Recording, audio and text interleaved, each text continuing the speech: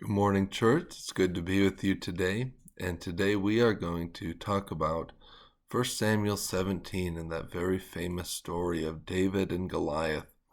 And one of the things that I like to mention in this story is the two different ways that the Israelites are referred to.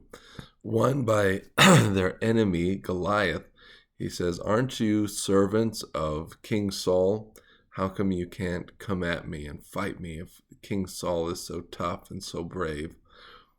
And then when David gets there, he says, "Why should this uncircumcised Philistine be talking this way about the armies of the living God?" Boy, one of those titles has a lot more power, doesn't it? And so we have to ask ourselves, how do we want to be designated? Are we servants or followers of some individual? I'm thinking of when the Corinthians went on their way and they said, we follow Peter, or we follow Apollos, or we follow Paul. Some said we follow Christ. And we have to ask ourselves, where does our power come from? What is our source and who is the author of our strength? And so we want to be the armies of the living God. And we are tools of righteousness in his hands. We don't want to be considered wielded by any human or any individual. We want to go straight to the source of power. And so David understands. One, he understands that he is strong because God has given him this training. He can... Sorry if you maybe hear my dog growling in the background. There's a cat outside the window. David has training slaughtering bears and protecting his flock of sheep. But he also understands that it's God who will give him the victory. And he trusts in that strength to go up against the Philistine and that they can conquer this army. We ourselves need to understand that God desires to give us the victory spiritually.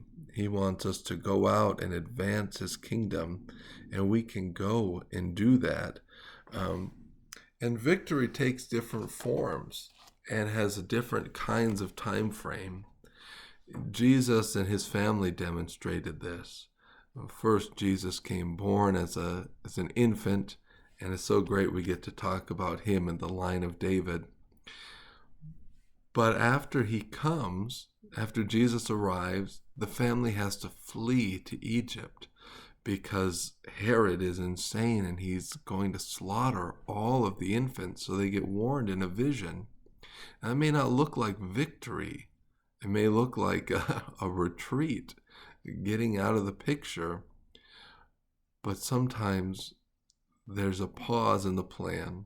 Sometimes God, his time frame doesn't look like our time frame and what we think things ought to look like. And so we have to trust God and what he tells us to do. Otherwise, we unnecessarily put ourselves in harm's way or out of what God wants us to be doing. So there's times to wade into the battle, and there's times that we step out of the battle and say, this is not for fighting right now, because we know they come back. And ultimately, Jesus achieves that great victory that he is meant to. Would have been compromised if they had resisted that heavenly vision. And only God knows the difference in that timing.